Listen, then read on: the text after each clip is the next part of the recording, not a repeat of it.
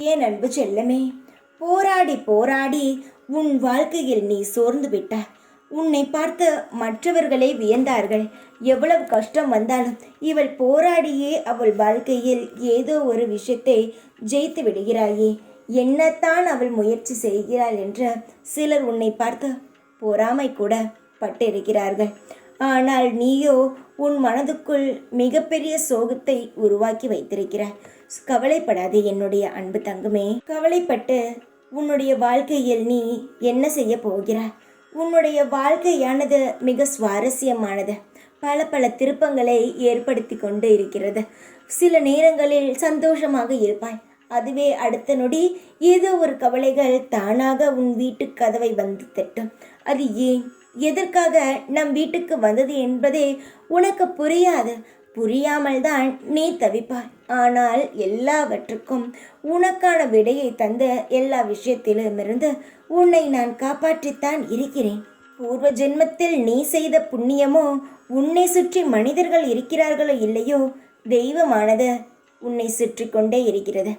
நீ யாரை நம்பி பழகுகிறாயோ, நீ யாருடைய உறவானது நிலைத்து இருக்கும், நம் வாழ்க்கையில் நல்ல ஒரு உறவாக இருக்கும் என்று நினைக்கிறாயோ, அந்த உறவுதான் உன் மனதையும் மிகவும் கஷ்டப்படுத்திவிட்டு நகர்ந்து செல்கிறது.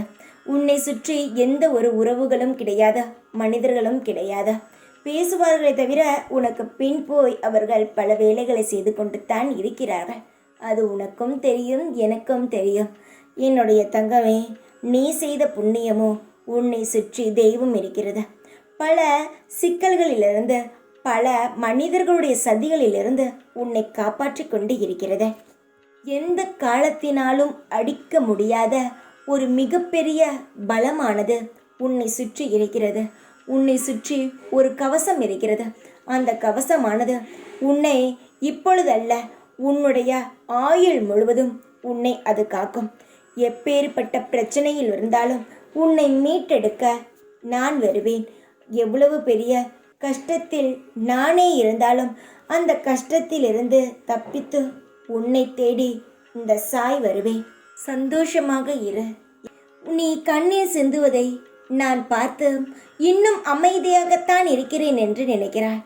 கஷ்டங்களினால் நீ பட்ட காயங்களை விட அடுத்தவர் வார்த்தையால் நீ பட்ட காயங்களோ அதிகம். ஆனால் உன்னை கஷ்டப்படுத்தியவனும் என்னைத்தான் வணங்குகிறான். என்னை வணங்கினால் அவன் பேசிய வார்த்தையானது இல்லை என்று ஆய்விடுமா? என்னுடைய தங்கமே, நீ உதாரணத்துக்கு ஒன்று எடுத்துக்கொள். ஒரு அம்மாவுக்கு 2 குழந்தைகள் இருக்கிறார்கள். 2 குழந்தையில் அதில் ஒரு குழந்தை இன்னொரு குழந்தையை அடிக்கும் பொழுது அந்த அம்மா இன்னொரு குழந்தையிடம் அடிக்கக்கூடாது, இது தவறு என்று எடுத்து சொல்வாள். என் குழந்தை தானே அடிக்கிறது, அடிக்கட்டும் என்று பார்த்து கொண்டெல்லாம் இருக்க மாட்டாள். நீயும் குழந்தைதான், உன்னை பேசியவனும் ஒரு குழந்தைதான் என்னை பொறுத்தவரை.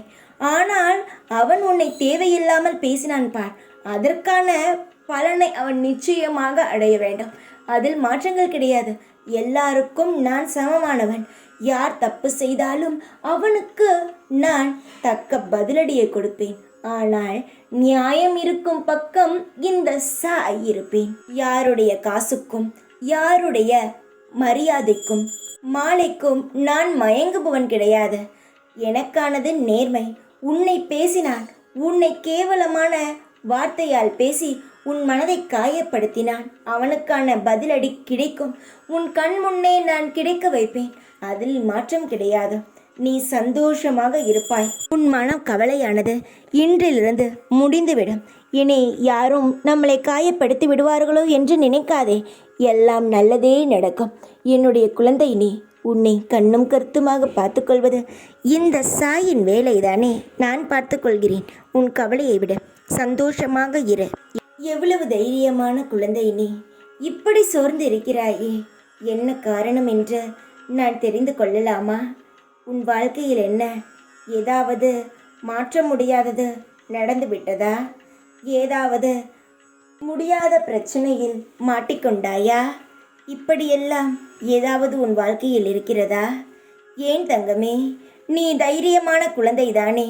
உன்னுடைய விவரம் தெரிந்ததிலிருந்து இந்த நொடி வரை எவ்வளவோ பிரச்சனைகளை உன் வாழ்க்கையில் நீ சந்தித்து இருக்கிறாய். அதில் யாருடைய துணையுமே இல்லாமல் தன்னந்தனியாகத்தானே எல்லா பிரச்சனையிலுமிருந்து நீ வெளியே வந்தாய். இப்பொழுது மட்டும் ஏன் பயப்படுகிறாய்? சோர்ந்து விட்டாயா? வாழ்க்கையில் பல பிரச்சனைகளை பார்த்து விட்டோம். இனி நம் வாழ்க்கையில் தேவையே கிடையாத வாழ்க்கையே என்று முடிவெடுத்து விட்டாயா? வாழ்க்கையில் பிரச்சனைகள் வர வரத்தான் அதை சமாளிக்கும் பொழுதுதான் நம் யார், நம்மை சுற்றி இருப்பவர்கள் யார், நமக்கு எவ்வளவு தைரியம் இருக்கிறது, தன்னம்பிக்கை இருக்கிறது, விடாமுயற்சி இருக்கிறது என்பது உனக்கு தெரியும். உன் வாழ்க்கையில் நீ இதை விடலாம் பெரிய பிரச்சனையில் இருந்திருக்கிறாய். அதிலிருந்தெல்லாம் நீ தட்டுத்தடுமாறி வெளியே வந்து விட்டாய். பிறகு எதற்காக கவலைப்படுகிறாய்? நீ எதிர்பார்த்தது எதுவுமே நடக்கவில்லை. ஏன் கவலைப்படுகிறாய்? இந்த நேரம் எது நடக்கவில்லை என்று கவலைப்படுகிறாயோ அதுவே நடந்துவிடும். கண்டிப்பாக நீ பயப்படும் அளவுக்கு உன் வாழ்க்கையில் எந்த ஒரு பிரச்சனையும் வராது. ஆனால் தைரியத்தை மட்டும் எந்த ஒரு நொடியும் விட்டுவிடாதே. தைரியம் மட்டும்தான் உன்னை காப்பாற்றுமே தவிர வேறு எந்த ஒரு விஷயமும் உன்னை காப்பாற்றாது. பயமே இருந்தாலும் அதை வெளியில் காட்டிக்கொள்ளாமல் தைரியமாக இருப்பது போல் நீ நடந்து கொள். யாரும் உன்னை அசைத்து பார்க்க முடியாது. உன்னுடைய நேரம் வந்துவிட்டது. இனிமேல் உன் வாழ்வில் நடக்கும் அனைத்தும் உனக்கு நிம்மதியை மட்டுமே தரும். நான் உன்னுடன் இருக்கிறேன் என்பதை நீ இனி உணர்வாய். உன்னுடைய செயல்களில் நான் உன்னை விட முன்னின்று செய்து கொண்டு இருக்கிறேன். நீங்கள் விழிப்புணர்வு இன்றி இருந்தாலும் நான் மிகவும் விழிப்புடன் உங்களை முன்னின்று காத்து வருகிறேன். இது உனக்கு போதாதா? சீக்கிரமாக அனைத்தும் மாறும். உன் வாழ்க்கையில் எல்லாம் கிடைக்கும். தைரியமாக இரு. எப்பொழுதும் உன் கூடவே இருப்பேன் நான். ஓம் சாய்ராம்.